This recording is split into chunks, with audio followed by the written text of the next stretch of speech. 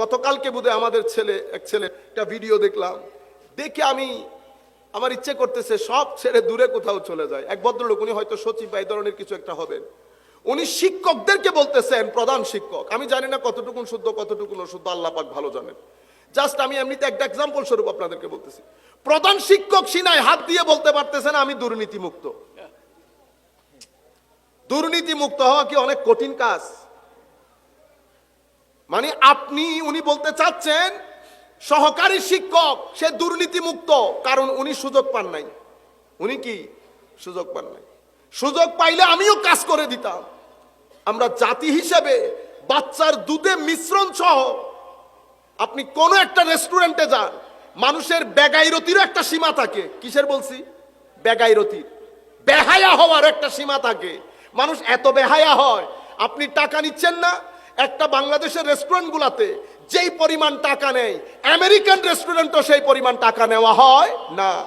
ইংল্যান্ডের রেস্টুরেন্টও সেই পরিমাণ টাকা নেয় না। আপনি 4টা জিনিস খাওয়াইয়া যত পরিমাণ টাকা নেন, কিন্তু এরপরও আপনি ভালো জিনিসটা খাওয়াইতেছেন না। এরপরে বেরোয় সরকার খারাপ। আপনি বুঝতে পেরেছেন? আমরা, কারণ আমি প্রত্যেক ব্যক্তি, আমি সহ, আবার আপনি আমাকে এখান থেকে আমি কোন বুজুর্গ? আমি of the part and parcel of this society. আমি একই রকম, কারণ একই সোসাইটি থেকে আমি বড় হচ্ছি। আমি যখন এই সোসাইটিতে বড় হচ্ছি 7-8 বছর থেকে, আমি এই সোসাইটিতে দেখেছি আমাদের পরিবারের, আমাদের এই পরিবেশের মধ্যে মিথ্যা কথা আছে, গালিগালাজ আছে, হাঁটুর উপরে পাঞ্জাবি এই কাপড় তুলে হাঁটা আছে। এগুলো আমি সব শিখতেছি না? 13 বছর পর থেকে আমার মুখ দিয়েও গালি জারি হয়ে গেছে, গালি জারি হয়ে গেছে। আমিও বুঝে ফেলেছি মিথ্যা কেমনে বলে, আমিও বুঝে ফেলেছি প্রতারণা কেমনে করে। স্বাভাবিকভাবে পরিবেশ যখন সৃষ্টি হয়, সোহবা বলে না, সোহবত বলেন না, সঙ্গ একটা পরিবেশের নাম। সঙ্গ একটা পরিবেশের নাম। আমার নবী, হায় হায়, মক্কা শরীফের মধ্যে মানুষ কথার আগে মারামারি করত, কথায় কথায় যুদ্ধ করত। মানুষ অশ্লীল ছিল, কেউ কাউকে পরোয়া করত না। সেই সমাজের মধ্যে আমার নবী একেবারে সূর্যের মতো জ্বলত, চরিত্রের কারণে, ভদ্রতার কারণে, উদারতার কারণে, লজ্জার কারণে। যেই সমাজের মানুষ রাস্তার মাঝখানে কাপড়কে একেবারে ওই যে জমিনের সাথে লেসরাইয়া যেই সমাজের মানুষ অহংকার করে চলতো, সেই সমাজের মধ্যে আমার নবী গিরার উপরে কাপড় পরে মানুষকে দেখিয়েছে অহংকারের কোনো জায়গা রাস্তায় নাই। দূর দূরান্ত থেকে মানুষ দেখলে মানুষ রিল্যাক্সড হয়ে যেত আমার নবীকে। সেই নবীর উম্মত আমরা। আমাদের কথার মধ্যে গালাগালি, না ভদ্রতা, প্রতারণা, আমরা সামগ্রিকভাবে একটা অরাজক একটা জালের মধ্যে আবৃত হয়ে যাচ্ছি। আপনারা বুঝতে পেরেছেন? অথচ মৃত্যু, আমরা দিনের পর দিন মৃত্যুর দিকে চলে যাচ্ছি। আমার আল্লাহ আমাদেরকে বলছেন, বান্দা আসার আগে তওবা করে আসিস। খবরদার, আমি কলবে সালিম যেটা তোমাদেরকে দিয়েছি, আমি যেই পরিষ্কার হৃদয় তোমাদেরকে দান করেছি, সেটা কিন্তু আমাকে ফেরত দিতে হবে। কলবে সালিম আমাকে ফেরত দিতে হবে। আমি ডিফেক্টিভ কলব নিব না, আমি ময়লা যুক্ত হৃদয় নেব না। যেভাবে আমি দিয়েছি সেভাবে আমাকে ফেরত দিতে হবে। কিন্তু আফসোসের বিষয়, অথচ একটা জাতির জন্য সততা, ন্যায়পরায়ণতা, ভদ্রতা, নম্রতা, সহযোগিতা, কি বলেছি?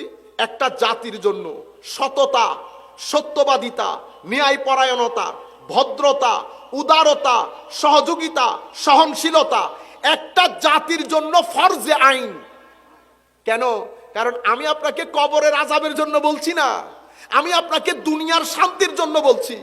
মনে রাখবেন, বিল্ডিং, পাকা রাস্তা, ইলেকট্রিসিটি, এসি, যত মডার্ন ফ্যাসিলিটিস আছে, এটা একটা জাতির জন্য শান্তির জন্য প্রয়োজন, জাতির অস্তিত্বের জন্য প্রয়োজন না।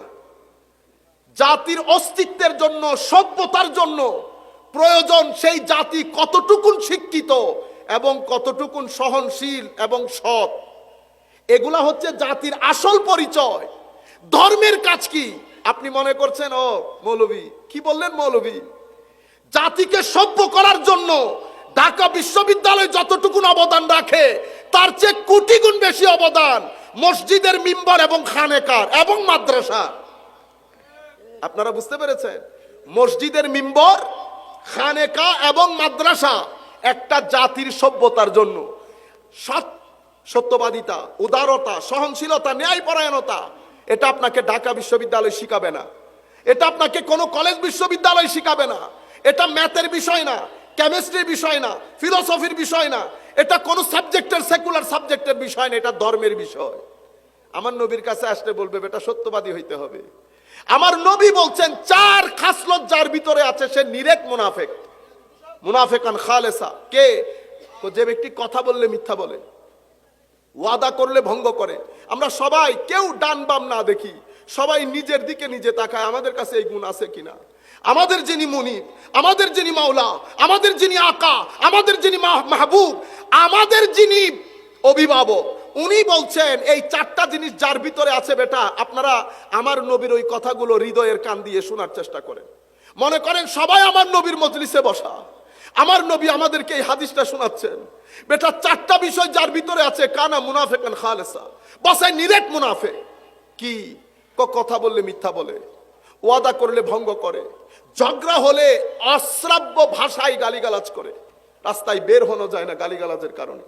এরপর কি? তুমি না খানা, আর কোন আমানত রাখলে আমানতের খেয়ানত করে। দেখেন তো দেখি এই 4টা জিনিস আমরা পুরো সোসাইটির মধ্যে মিলায়া দেখি। সবাই এমনিতে আমরা কাপড় চোপড় পরে, দেখছেন না কত ভালো লাগতেছে কাপড় চোপড় পরে হাঁটা। শরীরের উপর কাপড় চোপড় যেমন শরীরের সৌন্দর্য বাড়ায়, ইমানের উপরে যখন সততা, সত্যবাদিতার চাদর থাকে তখন ইমানের সৌন্দর্য বাড়ে।